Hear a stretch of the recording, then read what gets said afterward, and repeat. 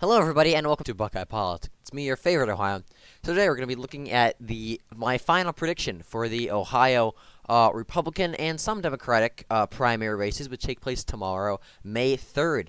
This is my final prediction. We're going to start off talking about the House races and the House primaries. We will then move on to the Senate and gubernatorial races, statewide races, for both the Republicans and Democrats. So I've talked about the Republican race for the governorship and the Senate race, but I'm also going to talk about the Democrats' chances a little bit, and I'm also going to talk about some more local elections. So real quickly, just to let everyone know right off the bat, I am going to be going live tomorrow at 6:45 p.m. about 15 minutes before polls close. We're gonna have a couple friends on. We're gonna be discussing the race, discussing the elections, and watch the results come in. It's gonna be very epic and be very exciting. We are gonna be live until every single race is called. So if you want good coverage from me, who's literally from Ohio, I've been reading about this stuff for like years. So if you want honest cover, and if you want honest coverage, you want someone who knows what's going on, I highly suggest check out the stream. It's gonna be fun. It's gonna be epic. It's one of my most anticipated streams personally. So with that, let's start with let's get into the video. Let's look at the Ohio House of Representatives elections. We're going to start with the Republican primaries, and we're going to talk about one Democratic primary. It's the only one that really matters, in my opinion, because in Ohio's third, Joyce Beatty isn't even facing a challenger. And then really the only other Democratic district is Ohio's 11th. I want to start with talking about that one. So Shontel Brown, the incumbent Democrat, defeated last summer, in summer of 2021, she defeated in a special election because the former representative, the Democrat from this district, she was appointed to the Biden administration. And so Shontel Brown ran against Nina Turner. Now, Nina Turner is a former state representative who is, for lack of a better word, very far left. She's pretty woke. She's pretty far left, pretty far out there. She would basically be the AOC of Ohio if she got elected. Now, Nina Turner was supposed to win this race. She was leading in every poll. She's kicking ass in fundraising. She was basically good. Everyone assumed she was going to be the next representative for Ohio's 11th district. But then all of a sudden, Shontel Brown started running some ads, started working very hard. She did a great job, and she managed to win, defeat Nina Turner, and get in there. Now, Shontel Brown's no moderate. Don't let it fool you. But I would much rather have her than Nina Turner. She's actually a relatively solid Democrat. I don't like her, but she's far better than Nina Turner, and she's just more of your generic kind of Democrat. Now, I think this race is actually going to be very competitive because the main reason that Shontel Brown won back in August of last year was because her entire campaign was basically saying Nina Turner is going to vote against Biden. You need someone in there who's going to work with Biden to pass his agenda and to push for Biden's policies. That worked great when Biden was popular across the country. Back in August, Biden was still approved of among most moderates, independents, Democrats. So Biden back in early August of last year, he was actually very popular across the country. So that message worked. This time, that's not the case. Biden has some of the worst approval ratings of any president. In some polls, even saying worse than Trump. So really, Shontel Brown's message of being just your generic Democrat who's going to work with Biden to pass his agenda, that's not going to fly this time. That's not going to be as good messaging. I'm going to be honest, I haven't really done a whole lot of research into this race because I always just assumed Shontel Brown was going to hang on. But the more I've actually started looking at it, and I think this is going to come down to the wire. Now, I do believe Shontel Brown will hang on. She is the incumbent, and she is relatively popular from what I've seen. And the district did shift a little bit, so Nina Turner is the places Nina Turner did very well and kind of got gerrymandered out a bit.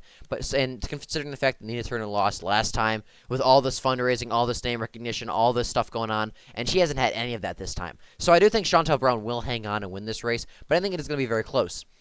So that's the only Democrat primary we're going to discuss. We're going to look at Ohio's 9th district, which is currently represented by Marcy Kaptur, who is a Democrat, and she's dead on arrival. I know I have some people out there who like her. She is slightly more moderate. She's a relatively populist Democrat. She represents the steel country and shipping areas of Toledo, and so she is a relatively populist Democrat. So I know I do have some fans out there who lean to the left who do like her a lot.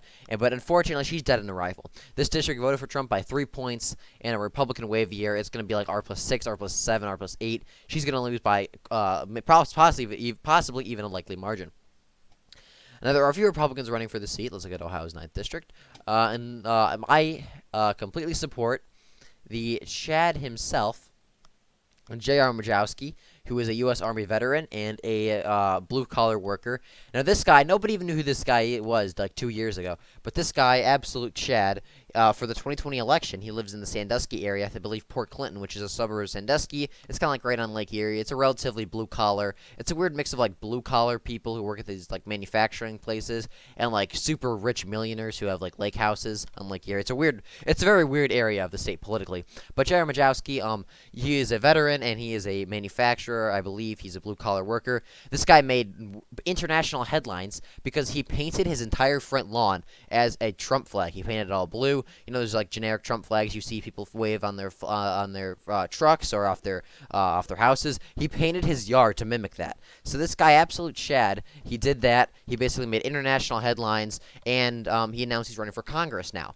And so, this district probably should have been won by Craig Riedel. He's a little bit more moderate. He's not as America First as Jerry Majowski, but he is definitely not awful. He has the Jim Jordan endorsement, which is always a good sign. And the state representatives that have endorsed him as well are honestly all pretty solid on the issues. From what I've seen, like Mike Loychek, he's a great state representative. He's very populist, very America First. So this guy, Craig Riedel, isn't awful.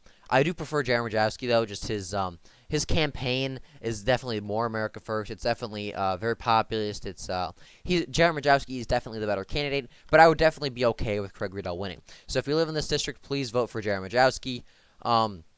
That's really all I got to say about this. Teresa Garvoni, she's a rhino. She's like a Jane Timken type. Do not vote for her.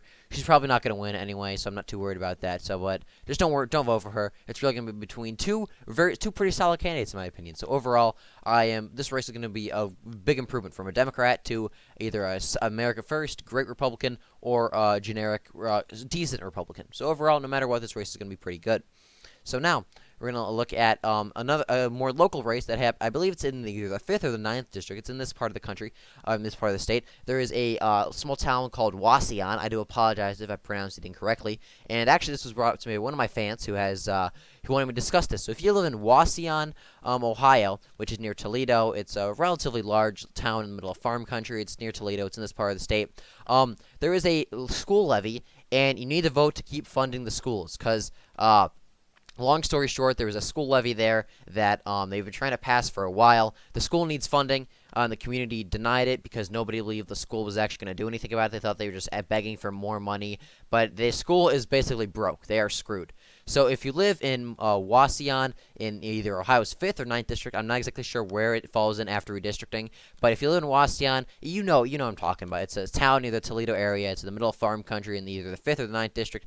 If any of you by chance live in that part of the state, or if you live in that community, vote to keep funding the schools. They're going to completely cut every program. It's going to mess up a lot of people's lives, the teachers, the students, the families. And this was brought up to me by one of my fans who wanted me to shout it out. And actually, he's a friend. So please be sure to vote for that. Vote to keep funding the schools. We need those because it's going to mess up a lot of people if you don't. So if you live in Wauseon, vote to keep funding the schools. And also look at Ohio's 7th district, which is the former district of Bob Gibbs and Anthony Gonzalez. Anthony Gonzalez, he's a rhino. He actually wasn't awful on the issues really until after the election. I think Anthony Gonzalez is one of those Republicans who just hated Trump, but just said, you know what, while he's in office, I'll vote for him. And then Anthony Gonzalez was like, oh, Trump's gone. Guess I can actually state my honest opinion, which is that I hate Trump. So Anthony Gonzalez, and then he faced a primary challenge from Max Miller, and he basically dropped out. He was going to get screwed with redistricting because he was going to be facing Bob Gibbs, and he was also facing a primary challenger. So Anthony Gonzalez retired, and Bob Gibbs facing Max Miller, who was endorsed by Donald Trump, also dropped out. So both the incumbents you see here, Bob Gibbs and Anthony Gonzalez, are both retiring, which leaves really only two candidates for this district, and they are. See down here, Max Miller, who is endorsed by Donald Trump. He was a former White House aide. He's also endorsed by Turning Point Action, which is an organization started by Charlie Kirk. It's a relatively conservative. It's like Students for Trump, like that organization. It's a relatively well-known, large Big Tent organization on the right. So it's always a good endorsement to have, and also endorsed by Donald Trump. And also endorsed by Club for Growth. I don't really like Club for Growth. They're like shilling for Josh Mandel right now and some iffy candidates, but they're still a conservative organization. And Max Miller, he has basically all the fundraising, all the momentum. He spoke at the Trump rally. So I do believe that Max Miller is pretty handily going to win this primary, and I think he is the best candidate running. That said, Jonah Schultz is also running. He's he's actually pretty good on the issues. He has some momentum. I think Jonah Schultz will come in second after Max Miller. But like I said, Jonah Schultz, he's pretty good on some issues. He's more of a libertarian-esque type Republican, but he's like a base libertarian. He's like a Ron Paul type or a Ron or a Rand Paul type. He's like he's socially conservative but fiscally very libertarian. Like we gotta balance the budget, but he says it in like base tones like Ron Paul. So I do like Jonah Schultz a lot. He's very libertarian, but he is still America first. He's like Rand Paul if I were to compare him to someone that you guys would know who I'm talking about. So Max Miller is gonna win this primary very handily. He's very popular. He has all the momentum, all the money. But on the off chance that Jonah Schultz somehow pulls off a win, I think Jonah Schultz would also be a good candidate. But really, I'm just people have been kind of dissing him, saying he's a moderate Republican. I'm just defending him because he's actually pretty good on the issues. I like him a lot. So now let's look at Ohio's 13th district, which is an open district. And it includes all of Summit County and parts of like the Akron-Canton area. This whole part of the state. It's R+2. I think it voted for Biden by like 1 or 2 points in 2020. But with the environment's going, and with the candidate that they're the most likely Democrat, the Democrat who's going to be the nominee here is Emilia Sykes, who was the former state House of Representatives minority leader. She's a Democrat. Her campaign, I don't even know what she's doing with her campaign. She has like made she's the only Democrat running, but she has made like 0 public appearances. Her website has like is barely even up and running. And she's basically done nothing. She's basically sitting at home. So I hope she's gonna do. I was gonna say I hope she gets her campaign up and running and actually does something. But I really don't, because that would basically guarantee the Republicans a pickup. And I think the GOP is gonna win this race anyway. There's a few candidates running. Let's see, Ohio's 13th. Obviously, we have Emilia Sykes, who's the representative running, who, like I said, don't even know what's going on with her. But we have a couple candidates running. We have Madison Gesiato-Gilbert, who spoke at the Trump rally. She's the former Miss USA of Ohio and also former Miss USA. She's a former political commentator and lawyer. Do not vote for her. I know she's endorsed by Trump. I know she seems based, but, like, she's an absolute She's really not that good. Her entire campaign is just socialism, and legal immigration good. And, I don't know. I don't even know. She's just fund Israel, fund Ukraine. She's also a complete grifter, and She doesn't even live she lives in Toledo. Madison Gesiato-Gilbert lives in Toledo. She lives here, but because she realized she probably wasn't going to win this primary, she's now running here. She doesn't even live. She drives like 100 miles to campaign. And she's not even good on the issue. So do not vote for Madison Gesiato-Gilbert. I prefer if you were to vote for Shay Hawkins or Janet Porter. Shay Hawkins, I know he's endorsed by Tim Scott. A lot of people have been saying he's endorsed by Tim Scott, and he's a former Tim Scott staffer. But really, people say, oh, he's just a Blexit conservative. He's better than that. He's actually solid on the issues. We've talked with him. If you didn't know that, we interviewed him on the Rust Belt Boys podcast, and he's good. He's good on the issues, especially on trade and immigration, which is very important for this part of the state. I mean, this is a very blue-collar, working-class area, so being good on trade and immigration is a very good characteristics to have. He's also pro-life, pro-Second Amendment, and I like Shay Hawkins a lot. He seems like a great guy. His life story really shows he's just more than a Blexit guy. He's been a Republican for a very long time. He's been a conservative for a very long time, and he definitely, I think he'll do a great job as representative. And we also have Janet Porter, who's endorsed by Governor Mike Huckabee, several representatives. She is actually from Hinckley, Ohio, and she is actually the lady who patented the heartbeat bill, for abortion. She's a very pro-life activist. She's had some controversial in quotation marks remarks on abortion and instances in rape and stuff. But really, that's just she's not bad. She's good on the issues. She's a great candidate, but I do prefer Shay Hawkins. But like I said, she is good on abortion. I do like seeing that. But so is Shay Hawkins, and Shay Hawkins has more to his campaign than just I wrote pro-life bills. So I do support Shay Hawkins in this race. Vote for him. But like I said, Janet Porter's not bad either. I wouldn't mind seeing her. Really, just anyone except Madison Gesiato-Gilbert. That's all I gotta say. So now we're going to look at Ohio's first district. There's not really a primary here. Just want to talk about it for a second. It's the Cincinnati area, Hamilton area. Steve Chabot is the incumbent Republican. He's going to win his primary very handily. He's taking on a member of the Cincinnati City Council, Greg Landsman. Don't even know who this guy is. This is going to be a very competitive race. It's going to be the closest race out of all of these across the state, because Cincinnati used to be a very Republican area, but now it's trended to the left as suburban shifts have happened. More minority voters have moved into the part of the state, so it's going to be a very competitive race. But I do just want to say, please vote for Steve Chabot. He's not great on the issues, but he's not awful, and we need to keep the seat Republican. So with that, I'm going to talk about the governorship and the Senate races for both the Republicans and Democrats. I will see you in 1 second. And we are back. So let's look at my final predictions for the Ohio governor Republican primary. As you can see, I do believe that Mike DeWine is going to cruise to victory. Unfortunately, we had a real shot at primarying him, but unfortunately, Renassi and Blystone absolutely blew it. Just one of them, if either one of them dropped out and supported the other, Whitmer South, DeWine, the Rhino would be gone. But unfortunately, that was not the case. Neither of them wanted to drop out. And as you can see, I actually have Joe Blystone defeating Jim Renassi by about 2 points or so. That's really because Blystone is running a very grassroots campaign. Honestly, a lot of people, myself and my family included, just don't like Renassi. I don't think Renassi has ran a very bad campaign, in my opinion. He should beat Blystone, but he's just not. And that's another reason Renassi is losing this race. Renassi, everyone can blame Blystone for stepping in there, but Renassi, if he actually ran a campaign and didn't just sit back and hope that everyone would vote against DeWine, then he would be ahead of Blystone easily. I mean, Blystone's really only that high because he's actually campaigning. Renassi's done absolutely nothing. Renassi's had a few ads and a few interviews. Renassi has done ground game in Medina County and the surrounding areas only, where he's from. I think Renassi's only left the Northeast Ohio area a couple of times. Meanwhile, Blystone's been traveling around the state campaigning, working his ass off, and I think it's going to pay off. And I think he's going to get about 28% of the vote to Renassi's 26%. Really, each of them are going to be split around 25 to 30%. I think Renassi could beat Blystone just based off of name recognition, but Blystone's campaign has been very grassroots, very on the ground, very grassroots, like I said. And it's a very hard campaign, the kind of style campaign to pull. Grassroots campaigns that we saw with Trump and other candidates in the past couple of years, campaigns like that are very difficult to pull. And because it's so close, even with Blystone being that grassroots candidate, I do think he's going to end up defeating Renassi by a few points. And then obviously we're going to have Ron Hood, the former state representative. I'm not even sure why he ran. He entered in February after DeWine. After Renassi and Blystone were already in, for lack of a better word, in the trenches fighting for this primary. I'm not even sure why Ron Hood entered the race, but I think he's going to end up with about 2.4% because he is doing about 2% in the polls. Really not that great. But yeah, like I said, looks like they're going to be stuck with DeWine for another few years because Renassi and Blystone are going to split the vote.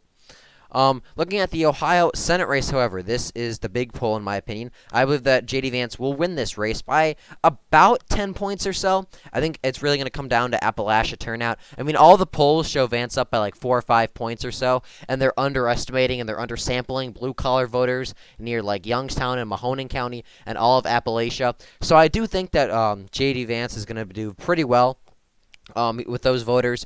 But like I said, it's really going to come down to turnout. I can honestly see a path to victory for Dolan, Mandel, and Vance. All three of them, I think, have a shot tomorrow. If we're going to do the stupid-ass needle thing that, they did, Fox News and New York Times do, leaning Vance, leaning Trump, leaning Biden. I think if we're going to do that, I think it would probably be leaning to likely J.D. Vance. I think Vance is, as of now, has about a 60 to 70% chance of victory, but there are definitely paths to victory for Josh Mandel and Matt Dolan. One of the paths to victory for Josh Mandel is simply Appalachia. If Appalachia turns out heavily for Josh Mandel, and even it didn't. If Josh Mandel doesn't even need to win Appalachia, but if he just does good in the more working class, rural, southern parts of Ohio, that should be Vance's strong suit. Which is why I think Vance will still win relatively handily. Because I expect Vance to do very well with those voters. But there is a chance that Mandel does do very well. Mandel does very well with those voters. If that is the case, I think Mandel probably narrowly wins. I think only by maybe 4 or 5 points or so. It'll be very close, but I do think in the end, if that were to happen, Mandel would win. Meanwhile, I think Matt Dolan's path to victory is very similar. I think if Vance and Mandel split the rural and working class vote, I expect Matt Dolan to do very well in the more suburban, neocon, never-Trumper parts of the state, like in Cleveland, Cincinnati, Columbus. So if Josh Mandel and J.D. Vance split the vote in the more rural parts of the state, while Dolan does very well in that part of the state, which all things indicate he will. Every poll that has that samples more suburban, more neocon voters has Matt Dolan doing very well. Matt Dolan's actually beating Josh Mandel among those voters. So It would not surprise me if Matt Dolan did very well and managed to somehow pull off a narrow victory because Mandel and Vance split the more rural working class vote. I think as of now, as I said, it's definitely leaning towards Vance, but Mandel and Dolan both do have relatively likely chances of victory. Obviously, Mike Gibbons will come in fourth place with 13.7%. His campaign just absolutely fell off. And then Jane Timken and Mark Pukita and Neil Patel. None of them are really all that exciting. I don't think any. I think Timken can get about 7% of the vote, and Mark Pukita and Neil Patel about 1 to 2% of the vote each. Really nothing crazy going on there. I do expect Vance to win, but like I said, it's really going to come down to Appalachia. It's going to be a big thing we're looking at in tomorrow's stream. Is really just how well each candidate does in Appalachia. Now looking at the Ohio governor primary for the Democrats, Nan Whaley is going to win the race with about 63% of the vote. She's been endorsed by Sherrod Brown. She's very famous among Democrats. Excuse me, starting to lose my voice. But she's very popular among Democrats in the state of Ohio for her handling of the Dayton mass shooting back in 2019. She basically skyrocketed to statewide and even nationwide fame. She was very critical of DeWine and the Republicans for not pushing for gun control and gun bans. Her big thing was she wanted to ban AR-15s and automatic weapons, even though automatic weapons are already banned. So she doesn't know much. She doesn't know a lot about guns, which makes her the perfect candidate for the Democrats, because Democrats, they don't know anything about guns. They think that automatic weapons are not banned, and they think that AR stands for assault rifle, neither of which is true. So, Nan Whaley, she's has a bunch of endorsements. She's leading in the polls. She's very well known statewide. So I do expect her to win with about 63% of the vote. But John Cranley's made it closer than I thought. So I think he'll probably come out with about 36% of the vote. A relatively handy victory for Nan Whaley. Looking at the Ohio Senate primary, I do expect Tim Ryan to win with about 68% of the vote. This isn't even going to be close. Tim Ryan, every Democrat across Ohio loves him. Tim Ryan can appeal to the most progressive, far left Bernie Bro in Athens County and in college millennial type. He can also appeal to the blue collar type in Mahoning County who voted for Trump both times. He can appeal to everyone. I don't think he's going to win the race, but I think he's going to do very well in the primary. He has a lot of support among Democrats. He's been kicking ass in every poll. Now, Morgan Harper will probably win Athens County and where Ohio University is, because that's a very progressive area. She's done a lot of campaigning there. And she might make Franklin County, Columbus, that part of the state, relatively close. That's where she ran for Congress, where she's originally from. She's done a lot of campaigning there. But really, Franklin County and Athens County are going to be the two counties she does best in. But really, the rest of the state's going to be safe for Tim Ryan. And obviously, Tracy Johnson will take away a few votes here and there. So with that, this is the final prediction for the Ohio Senate and governor primaries for both the Republicans and Democrats. Be sure to tune into the live stream tomorrow, and be sure to like and subscribe for more.